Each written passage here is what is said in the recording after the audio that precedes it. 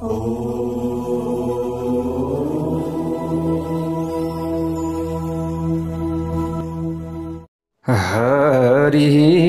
ओम स्वस्ति श्री गणेशाय नमः।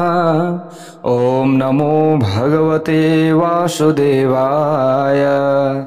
ओम श्री हरे नमः। कृष्णाय वासुदेवाय हरे परमात्मने प्रणत क्लेशनाशाय गोविंदाय नमो नमः। नारायणं नमस्कृत्य नरं चैव नरोत्तमं देवीं सरस्वतीं व्यासं ततो जयमुदीरयेत्। जय श्री हरि, जय श्री राधे। यतिखेर हजुरहरू श्री अग्नि पुराण कथा श्रवण गर्दै हुनुहुन्छ। प्यारा भक्त भागवतहरू, श्री अग्नि पुराण कथा अब हामीले श्रवण गर्दै गर्दै लगभग अन्त्यतिर आउँदैछौँ। हामीले अग्नि पुराण सकिसकेपछि ठिक्क चतुर्मास पनि सुरुवात हुनेछ। त्यस पछाडि हामीले श्रीमद् भागवत महापुराणका कथाहरू श्रवण गर्नेछौँ चतुर्मासको विधिले पुरा 4 महिनासम्म। हरिशयनी एकादशीदेखि हरिबोधनी एकादशीसम्म पुरा हामीले चतुर्मास भागवत कथा, भागवतभित्रका रहस्यमय कथाहरूलाई श्रवण गर्नेछौँ, जसले सबैको कल्याण हुनेछ। जय बोलौं भगवान श्री हरि नारायणको जय होस्। यहाँनिर अब अग्निदेवताले बताउनु भएको छ कि समाधिको विधि हामी भन्छौँ ध्यान गर्नु, योग गर्नु, समाधिमा चाहिँ प्राप्त हुनु अथवा समाधि लाग्नु, यस्ता कुराहरू धेरै कुराहरू छन्। त के हो समाधि भनेको? यसभित्र चाहिँ कस्ता कस्ता कुराहरू छन्, यो कुराको ज्ञान हामीलाई हुन जरुरी छ। र अग्निदेवताले यहाँ के बताउनु भएको छ, कस्तो बताउनु भएको छ, कसरी बताउनु भएको छ, जस्ताको तस्तै हजुरहरू समक्ष पुरा राखिनेछ। श्रवण गर्दै अघि बढ्नुहोला। यदात्ममात्रं निर्भासं स्थिमितो दधिवत् स्थितं चैतन्य रूप वध्यानं तत्समाधिरिहोच्यते। यहाँ भन्नुभएको छ अग्निदेवताले जो चैतन्य स्वरूपले युक्त र प्रशान्त समुद्र जस्तो स्थिर छ, जसमा आत्मा बाहेक अरू कुनै वस्तुको प्रतीत हुँदैन, सिर्फ आत्मा प्रतीत हुन्छ, त्यस ध्यानलाई समाधि भनिन्छ। जसले ध्यानको समयमा आफ्नो चित्तलाई ध्येयमा लगाउँदछ र वायुहीन प्रदेशमा बलिरहेको अग्नि शिखा जस्तै अविचल एवं स्थिर भावले जो रहिरहन्छ, त्यही योगी समाधिस्थ कहलाउँदछ। यसरी बताइएको छ। जसले न सुन्दछ, न सुँग्छ, न देख्छ, न रसको स्वाद लिन्छ, न स्पर्शको अनुभव गर्दछ, न मनमा संकल्प उठ्न दिन्छ, न अभिमान गर्दछ, न बुद्धिले कुनै अर्को वस्तुलाई चिन्दछ, केवल काठ जस्तै अविचल भावले ध्यानमा नै जो स्थित रहन्छ, यस्तो ईश्वर चिन्तन परायण पुरुषलाई समाधिस्थ भनेर भनिन्छ। यो कुरा रहेको छ। जस्तो वायु रहित स्थानमा राखिएको बत्ती हलिँदैन, समाधिस्थ योगी त्यस्तै हुन्छ। स्थिर, अगाडि बन्दुक पड्कियोस् कि अगाडि जेसुकै गुडी राखोस् कि अगाडि जेसुकै होस्, आफू ध्यानमा रहेको छ। केही पनि थाहा पाउँदैन, बाहिर के हुँदैछ, के गन्ध आउँदैछ त्यो पनि थाहा छैन, कसले के भन्दैछ त्यो पनि सुन्दैन, केही कुरा पनि बाहिरको चाहिँ कुनै पनि कुराले उसलाई प्रभाव पार्दैन। त यस्तो व्यक्ति समाधिस्थ हुन्छ। यसरी बताइएको छ। प्यारा भक्त भागवतहरू, हामी पनि ध्यान गर्ने प्रयत्न त गर्छौँ, समाधि लाग्यो हुन्थ्यो भनेर भन्छौँ, तर हाम्रो मेहनत र प्रयास निरन्तर भयो भने मात्र हामी पनि सफल बन्दछौँ। एक दुई दिन गर्छौँ अनि त्यहाँबाट आए यस्तै त रहेछ भनेर फेरि छोडिदियो, अनि फेरि एक दिनमा फेरि ओहो यस्तो पो रहेछ त गर्नुपर्ने रहेछ नि। हामीले हिजै श्रवण गरेका छौँ नि। त प्राणायाम गर्यो भने के हुन्छ? सम्पूर्ण रोगहरू निवारण हुँदै जान्छ। हाम्रो शरीर चङ्गा हुन्छ, बुद्धि निर्मल हुन्छ, यसरी बताइएको थियो। तब ध्यान गरियो भने पनि के हुन्छ, पूर्ण थकान हाम्रो चाहिँ जो थकान छ नि, यो थकानको नाश हुन्छ, हामीमा ऊर्जा प्राप्ति हुन्छ। त ध्यान गरेर हेर्नु होला हजुरहरूले, विशेष कम्तीमा पनि 20 मिनट 15 मिनट मात्रै पनि हामीले ध्यान गर्दछौँ भने पुरा हाम्रो शरीर रिकभर हुन्छ कि। जस्तै हाम्रो मोबाइल छ, त्यो मोबाइल चलाउँदा चलाउँदा चलाउँदा ह्याङ भइसक्यो, त्यसलाई एकचोटि हजुरहरूले स्विच अफ गरिदिनु भयो, अनि फेरि खोलिसकेपछि कस्तो फास्ट चल्छ। त्यस्तै यो ध्यानले चाहिँ हामीलाई त्यसरी चाहिँ के भन्छ, फेरि ऊर्जाशील बनाउँदछ, सम्पूर्ण थकानहरूलाई, सम्पूर्ण इन्द्रियहरूलाई आराम दिन्छ र हामीलाई राम्रो हुन्छ। प्याराभक्त भागवतहरू त्यसैले सकिन्छ थोरै समय ध्यानलाई पनि हामीले दिन सक्दछौँ। यस्ता कुराहरू रहेको छ। जो आफ्नो आत्मस्वरूप श्री विष्णुको ध्यानमा संलग्न रहन्छ, भगवान श्री हरि विष्णुको चिन्तन गर्दछ, उसको अगाडि अनेक दिव्य विघ्न उपस्थित भए तापनि उसले डराउनु पर्दैन। जो चाहिँ अब भगवानका भक्तहरूलाई अलिअलि विघ्न त परिहाल्छ, प्याराभक्त भागवतहरू, अनि विघ्न पर्दछ भगवानका भक्तलाई मात्र होइन, अरूलाई पनि पर्दछ। तर अलिकति आसुरी शक्ति भएका व्यक्तिहरूले चाहिँ सताउँछन् नि, के गरेको यस्तो ध्यान गरेको भन्छन्, के यस्तो पूजा गरेको भन्छन्, के यस्तो मन्त्र जपेको के माला घुमाएर केही पाइन्छ, व्यक्तिले 18 घण्टा 12-24 घण्टा चाहिँ कर्म गरेर त केही पाउँदैन, माला मात्र घुमाएर केही पाइन्छ भनेर भन्दछन्। हो, 18 घण्टा 16 घण्टा काम गरेर भौतिक वस्तु त तपाईँले जोड्नु होला, तर त्यो भौतिक वस्तुले के तपाईँलाई साँच्चै सुख दिएको छ त, साँच्चै आनन्द दिएको छ त? एकचोटि आफूलाई सोध्नुहोस् त। ल तपाईँले कमाउनु भयो महिनाको 50,000 60,000 1 लाख 2 लाख 5 लाख 10 लाख कमाउनु भयो, के त्यसले साँच्चै सुख दिएको छ तपाईँलाई? के साँच्चै आनन्द प्राप्त भएको छ तपाईँलाई? त आफैलाई एकचोटि सोधिहेर्नुहोस् त आफै थाहा हुन्छ। त्यसैले आनन्द छ त कहाँ छ? हरिनाममा छ। आनन्द छ कहाँ? ध्यानमा छ। आनन्द कहाँ छ? मन्त्र जपमा छ, भगवानको सेवा पूजामा छ, अनि गरिब दिन दुखी असहाय आदिलाई सहयोग गर्नुमा छ। हजुरहरूले आफूसँग थोरै पैसा होला, थोरै भए पनि दान गर्नुभयो भने कति आनन्द आउँछ। मलाई चाहिँ आउँछ है। अब यो त हजुरहरूको कुरा भयो है, आफ्नो अनुभव पनि हुन्छ। कहीँ मन्दिरतिर जानुभयो होइन, 5-10 चाहिँ हजुरहरूले 10-50 जनालाई बाँडिदिनु भयो, अथवा 100 जनालाई तपाईँले 5-5 रुपियाँ बाँडिदिनु भयो भने पनि कति आनन्द आउँछ। तर त्यो दान दिएको कुरा चाहिँ अरूलाई गर्नु हुँदैन फेरि। अनि दान दिँदा देखाएर पनि गर्नु हुँदैन, भनेको मलाई त्यसले हेरोस् न मैले यसरी दान दिँदैछु, हेरोस् न त्यसले मलाई यसरी दान दिँदैछु, त्यो अभिमानले होइन, आफ्नो हिसाबले दिने, आफ्नो तरिकाले दिने, आफ्नो तरिकाले गर्ने, त त्यो दानको फल हामीलाई ज्यादा मिल्दछ। यसरी बताइएको छ प्याराभक्त भागवतहरू। धेरै कुराहरू छन् यस्ता कुराहरू, हामीले यसरी बुझ्नु पर्दछ त्यो दानको फल। अब हेर्नुहोस्, अब हामीले ध्यानमा उपस्थित भयौँ, भगवानको नाम जपिरहेका छौँ, त्यहाँ केही विघ्न आयो भने हामीले यो बुझ्नु पर्दछ यो सिद्धिको सूचना हो भनेर हामीले बुझ्नु पर्दछ। यो मैले बताएको होइन, अग्नि पुराणले बताएको कुरा छ।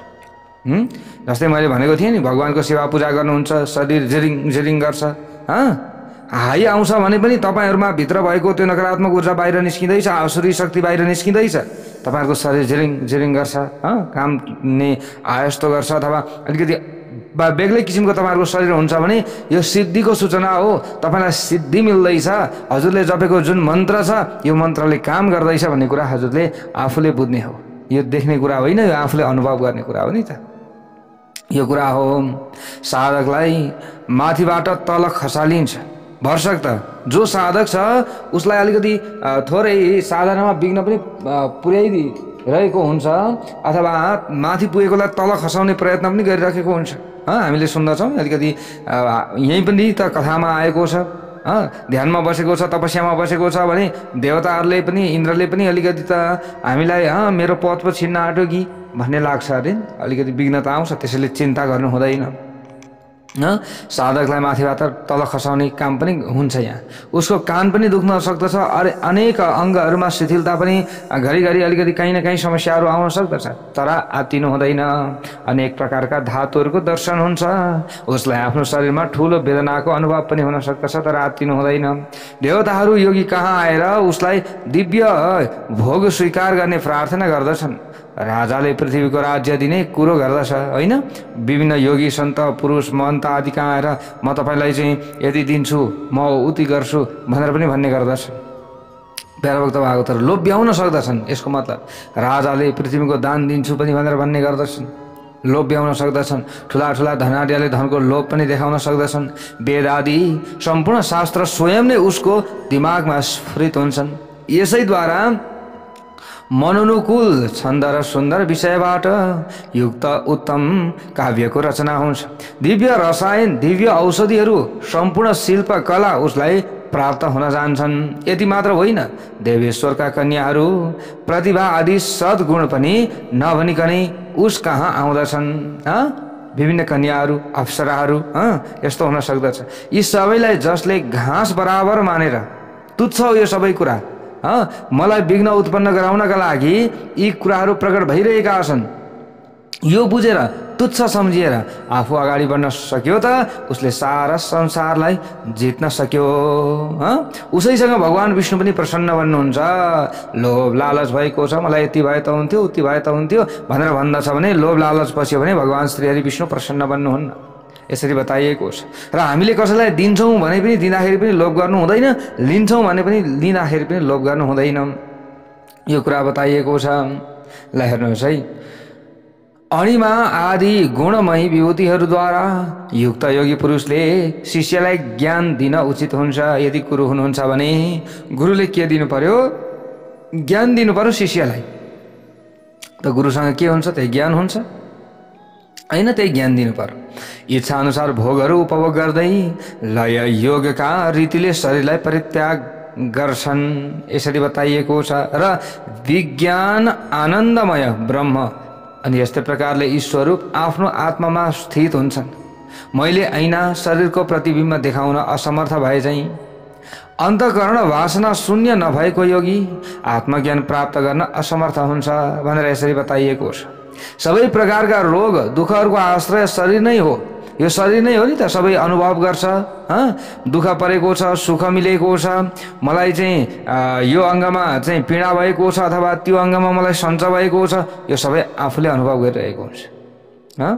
प्यारा भक्त भागवतहरू यो शरीरले यो सबै थाहा पाइरहेको हुन्छ। तर जुन पुरुष योगयुक्त छ नि, उसलाई योगकै प्रभावले कुनै पनि क्लेशको अनुभव हुँदैन। उसले योगले सबै कुरा जितेको हुन्छ। जस्तै आगोले पनि पोल्दैन, आगोले पोलेको अनुभव पनि उसलाई हुँदैन। यो के हो? योगको प्रभाव हो नि त।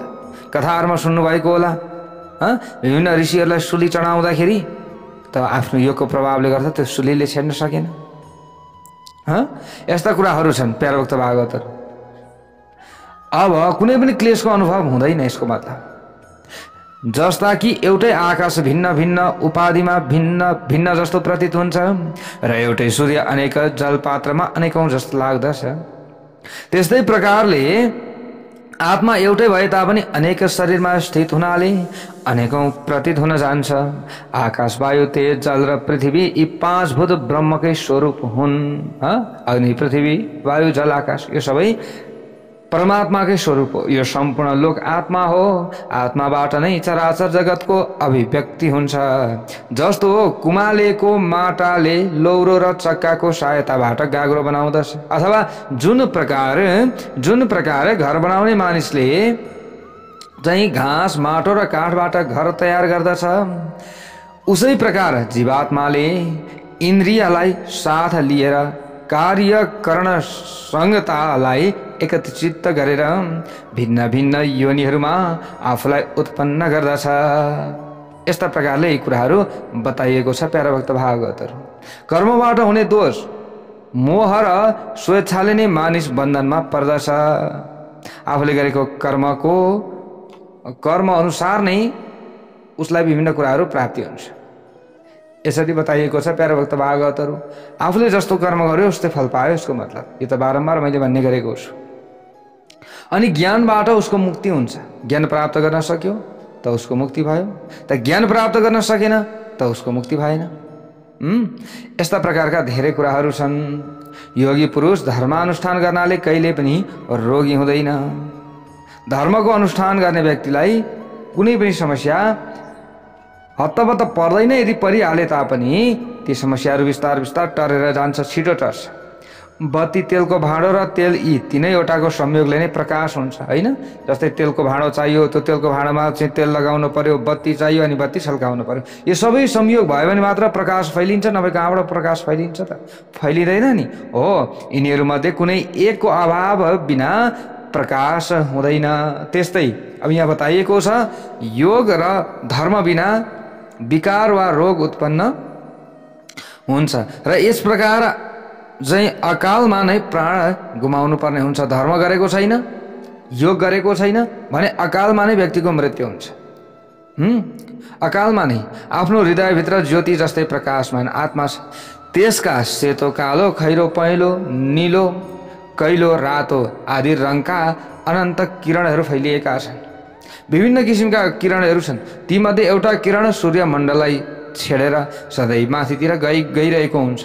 त्यसले ब्रह्मलोकलाई पनि नागेको छ। त्यसै मार्गबाट योगी पुरुषले परम गति प्राप्त गर्दछ। अब त्यसबाहेक अरू पनि सयौं करोडौं किरण माथितिर रहेका छन्। यसैद्वारा मनुष्य भिन्न भिन्न देवताहरूको निवासभूत लोकमा जान्छन् भनेर यसरी बताइएको छ। एउटै रङका धेरै किरण तलतिर स्थित छन् र तिनको कान्ति एकदम कोमल छ, यसरी बताइएको छ। यसैद्वारा जीव यस लोकमा कर्मभोगको लागि आउँदछ।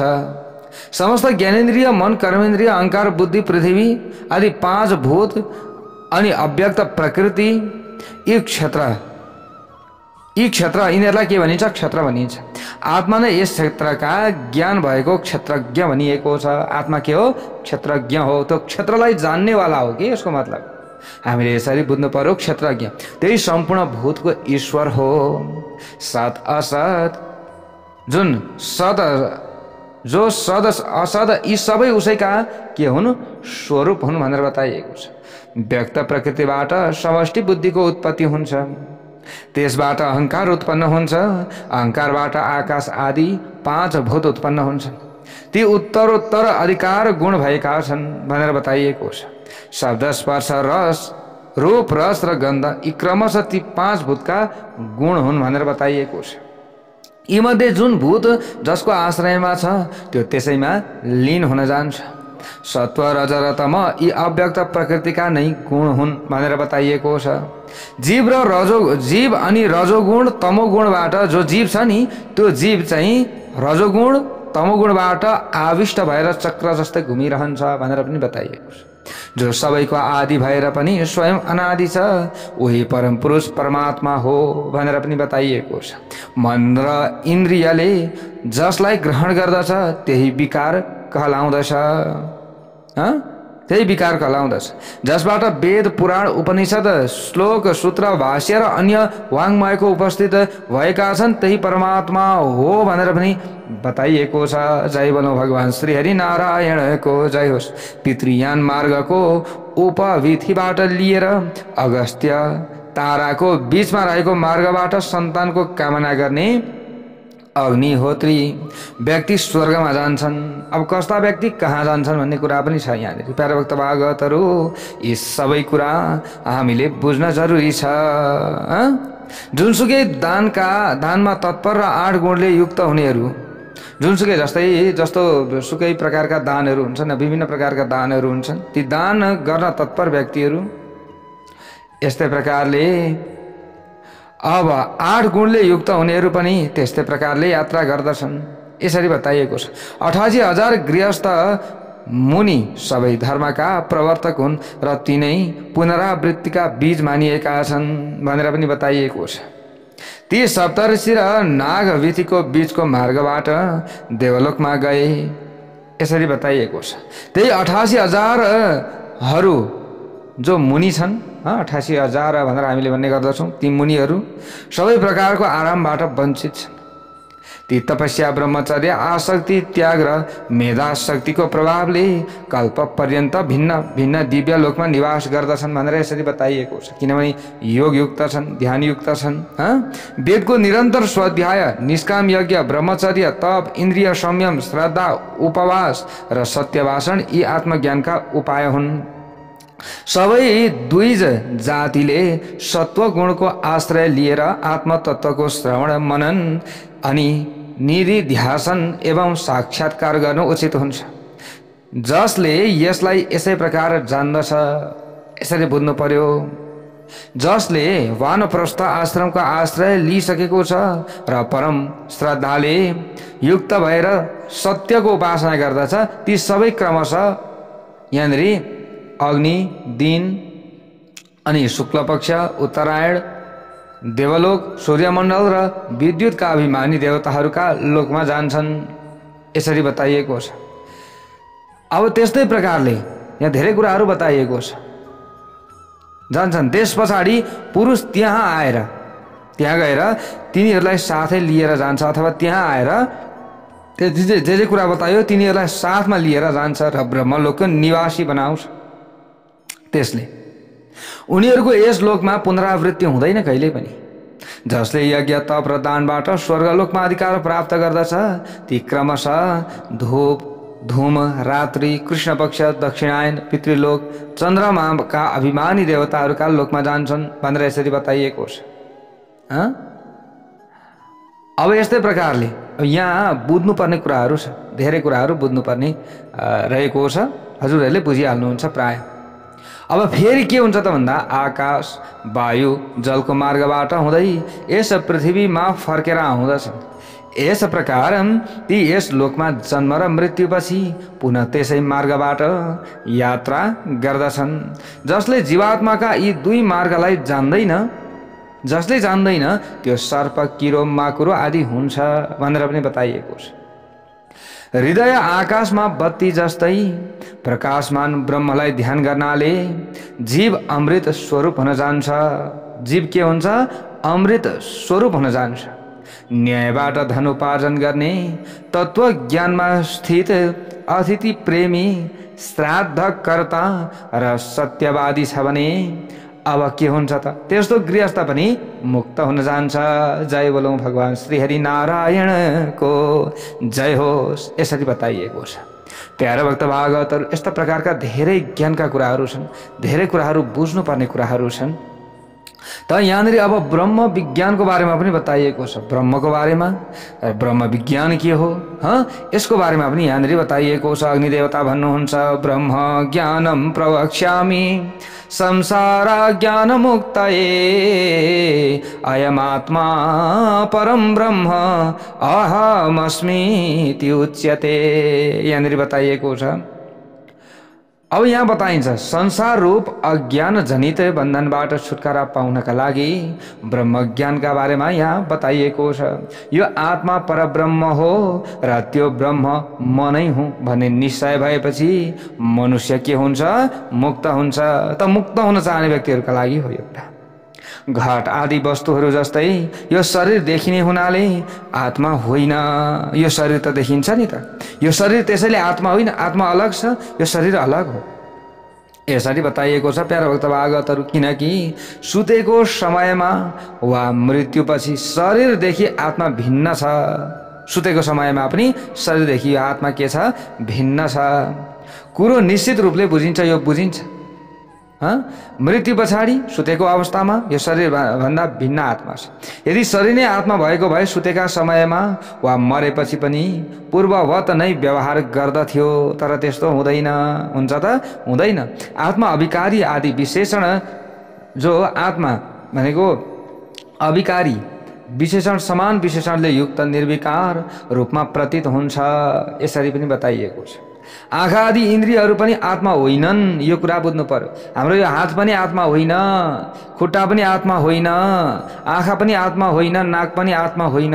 त्यो आत्मा अलग्गै कुरा हो। किनकि यी करण हुन्। यी अङ्गहरू भनेका करण हुन्। र यही अवस्था मन र बुद्धिको पनि हुन्छ यसरी बताइएको छ। यी पनि दीपक जस्तै प्रकाशको उपकरण हुनाले आत्मा होइनन् यसरी बताइएको छ। किनभने देखिन्छ, आत्मा त देखिँदैन। न जायते म्रियते वा कदाचिन, श्रीमद् भगवत गीतामा पनि भनिएको छ, न यो आत्मा मर्दछ, न यो आत्मालाई काट्दा काटिन्छ, न यो आत्मा डराउँदा डर्दछ। यो आत्मा त अघि के छ, नमर्नेवाला छ। आत्मा त कहिले मर्दैन, मर्छ के शरीर मर्छ, यसरी बताइएको छ। अब हेर्नुहोस्, दीपक जस्तै प्रकाशको उपकरण हुनाले आत्मा होइन भनेको अब देखिन्छ नि त, यो कुरा हो। किनकि सुसुप्त अवस्थामा त्यसमाथि जडताको प्रभाव रहन्छ भनेर पनि बताइएको छ।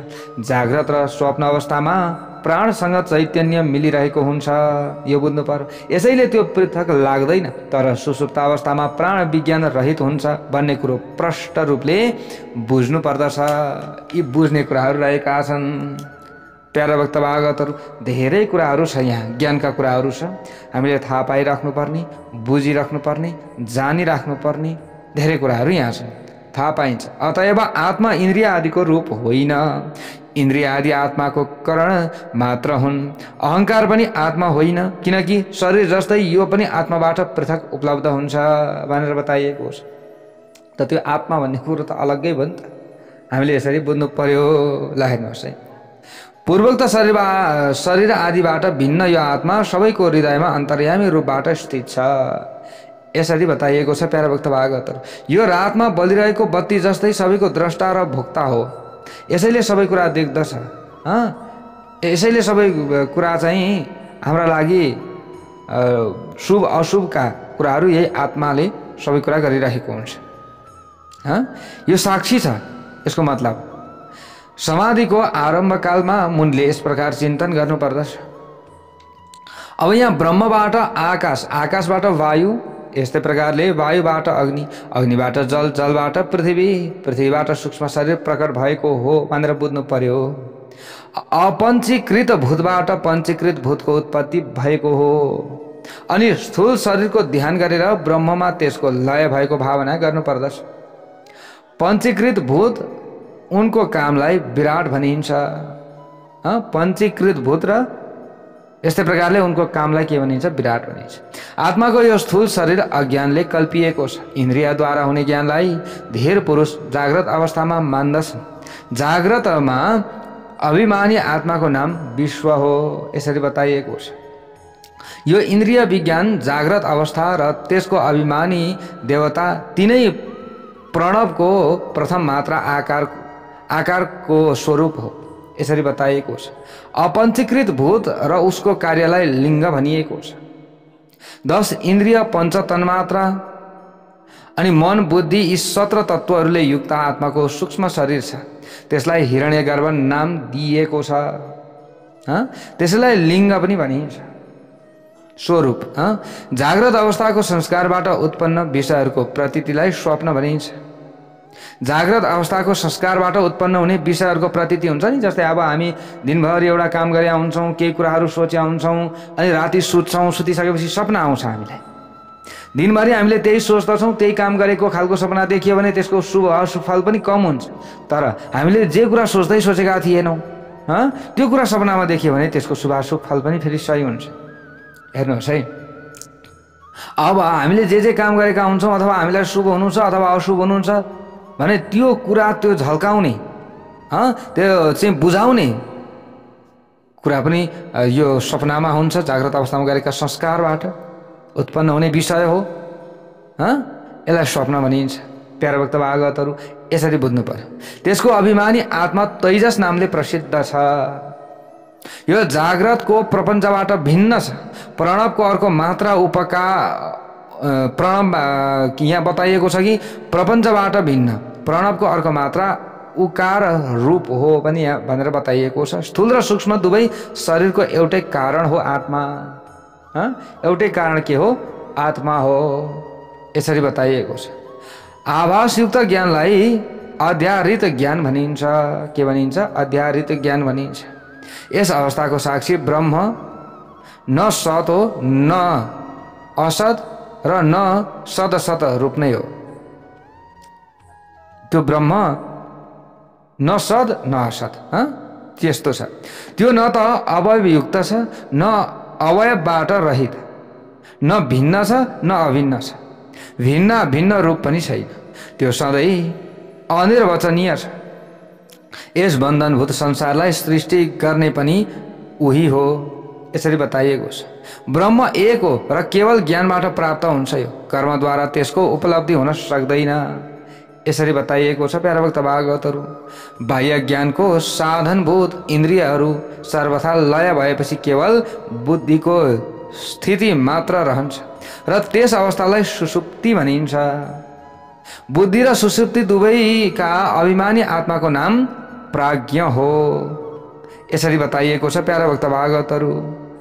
अब यी तीन मकार एवं प्रणव रूप मानिएको छ। यही ज्ञान नै अकार उकार र मकार स्वरूप हो। यो ज्ञान नै के हो? अकार उकार र मकार स्वरूप।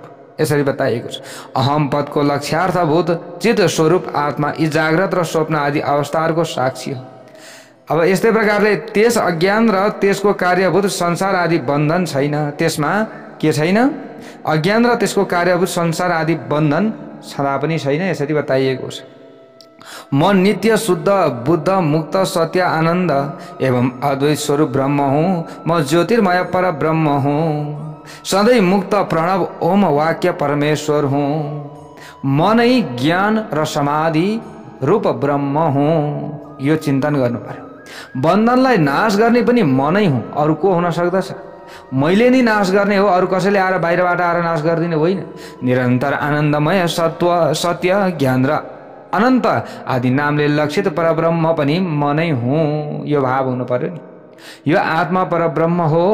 त्यो ब्रह्म तिमी हौ। यस प्रकार गुरुद्वारा बोध गराइएपछि जीवले म यस शरीरभन्दा विलक्षण परब्रह्म हुँ भन्ने बोध गर्दछ। यो अग्नि पुराणमा बताइएको छ प्यारा भक्त भागवतहरू। यो ज्ञानका कुराहरू। अब यस्ता कुराहरू त हामीले 2 दिन 3 दिन 7 दिन 10 दिन कथा चाहिँ सुन्दाखेरि सबै कुरा बुझ्दैनौँ। तर यसलाई बारम्बार हामीले चिन्तन गर्न थाल्यो, के रहेछ त यो भनेर खोज्न थाल्यो भने हामीमा ज्ञान पनि हुन्छ। त ज्ञान हामीले जान्न खोजियो भने नै हाम्रो मुक्ति पनि हुन्छ। यसरी बताइएको छ। त यस्तो खोजीमा जोसुकैको मन कहाँ लाग्छ र? लाग्छ? धेरै गाह्रो छ प्यारा भक्त भागवतहरू। हेर्नुहोस्, र यो खोजीमा लाग्नु चाहिँ हाम्रो लागि फेरि राम्रो पनि हो। खोजीमा लाग्ने प्रयत्न गर्नु पर्यो, लाग्नु पर्यो, अनि मात्र हामी शुद्ध बुद्ध मुक्त हुन सक्दछौँ नि त। सूर्यमण्डलमा जुन प्रकाशमय पुरुष छ त्यो म नै हुँ। म नै ओंकार, म अखण्ड परमेश्वर हुँ। यस प्रकार ब्रह्मलाई बुझ्ने पुरुष यस असार संसारबाट मुक्त भएर ब्रह्मरूप हुन्छ। यो मैले गोजीबाट बताएको कुरा होइन है। यहाँनिर अग्नि पुराणमा जे छ त्यही बताएको छु प्यारा भक्त भागवतहरू। मुच्यते सार संसारात् ब्रह्मज्ञो ब्रह्म तत् भवेत्। कस्तो राम्रो कुरा छ। ल हेर्नुहोस् त। यो कुरालाई बुझ्ने प्रयत्न गरियो, यो कुरालाई जान्ने प्रयत्न गरियो भने हाम्रो के हुने रहेछ? कल्याण हुने रहेछ, हाम्रो उद्धार हुने रहेछ। यस्ता राम्रा राम्रा कुराहरू छन् प्यारा भक्त भागवतहरू। त्यसैले हामीले पुराण सुनिराख्नु पर्दछ, पुराणका बारेमा ज्ञान लिइरहनु पर्दछ, अनि मात्र हाम्रो कल्याण हुन्छ नि त। अब यहाँ अग्नि देवताले भन्नुभएको छ। अब ब्रह्म विद्या के हो त फेरि? अब ब्रह्म विज्ञानको बारेमा बुझ्यो। अब ब्रह्म विद्या के हो यसका बारेमा पनि यहाँ अग्नि देवताले भन्नुहुन्छ, जो साक्षात् भगवान श्री हरि नारायण स्वरूप हुनुहुन्छ अग्नि देवता। हो उहाँले बताउनुहुन्छ, अहम ब्रह्म परम ज्योति पृथिव्या वनलोजितम अहम ब्रह्म परम ज्योतिर्बाह्याकाश विवर्जितम। हे ब्रह्मन, यहाँ बताउनुहुन्छ म पृथ्वी जल र अग्निबाट रहित स्वप्रकाशमय परब्रह्म हुँ। यहाँ भन्नुहुन्छ अग्निदेवता। के भन्नुहुन्छ अग्निदेवता? त अग्निदेवता स्वयं श्री नारायण हुनुहुन्छ त अरू के भन्नुहुन्छ? म वायु र आकाशबाट विलक्षण ज्योतिर्मय परब्रह्म हुँ। म कारण र कार्यबाट भिन्न ज्योतिर्मय परब्रह्म हुँ। कुनै पनि कार्य छैन, कुनै पनि कारण छैन, त्योभन्दा भिन्न छु। म विराट स्वरूप स्थूल ब्रह्माण्डबाट पृथक ज्योतिर्मय परब्रह्म हुँ। म जाग्रत अवस्थाबाट रहित ज्योतिर्मय परब्रह्म हुँ। भन्नुहुन्छ यहाँ। म विश्वरूपले विलक्षण ज्योतिर्मय परब्रह्म हुँ। म आकार अक्षरबाट रहित ज्योतिर्मय परब्रह्म हुँ। म वाक पाणी चरणबाट हीन ज्योतिर्मय परब्रह्म हुँ। म गुदा र उपस्थ रहित ज्योतिर्मय परब्रह्म हुँ। म कान छाला र नेत्रबाट हीन ज्योतिर्मय परब्रह्म हुँ। म रस र रूपले शून्य ज्योतिर्मय परब्रह्म हुँ। म सबै प्रकारको गन्धबाट रहित ज्योतिर्मय परब्रह्म हुँ। ल हेर्नुहोस्, म जिब्रो र नाकबाट शून्य, केबाट? जिब्रो र नाकबाट शून्य ज्योतिर्मय परब्रह्म हुँ। म स्पर्श र शब्दबाट हीन ज्योतिर्मय परब्रह्म हुँ। ल हेर्नुहोस्, म मन र बुद्धिले रहित ज्योतिर्मय परब्रह्म हुँ। म चित्त र अहङ्कारले वर्जित ज्योतिर्मय परब्रह्म हुँ। यहाँ हेर्नुहोस्, सबै कुरा बताइएको छ। भन्नुहुन्छ, म प्राण र अपानबाट पृथक ज्योतिर्मय परब्रह्म हुँ। म बिहान र उदानबाट विलग ज्योतिर्मय परब्रह्म हुँ। म समान नामक वायुबाट भिन्न ज्योतिर्मय परब्रह्म हुँ। म जरा र मृत्युबाट रहित ज्योतिर्मय परब्रह्म हुँ। म शोक र मोहबाट धेरै टाढा रहने ज्योतिर्मय परब्रह्म हुँ। म क्षुधा र पिपासाले शून्य ज्योतिर्मय परब्रह्म हुँ। म शब्दोत्पत्ति आदिबाट वर्जित ज्योतिर्मय परब्रह्म हुँ। म हिरण्यगर्भ भन्दा विलक्षण ज्योतिर्मय परब्रह्म हुँ। म स्वप्नावस्था रहित ज्योतिर्मय परब्रह्म हुँ।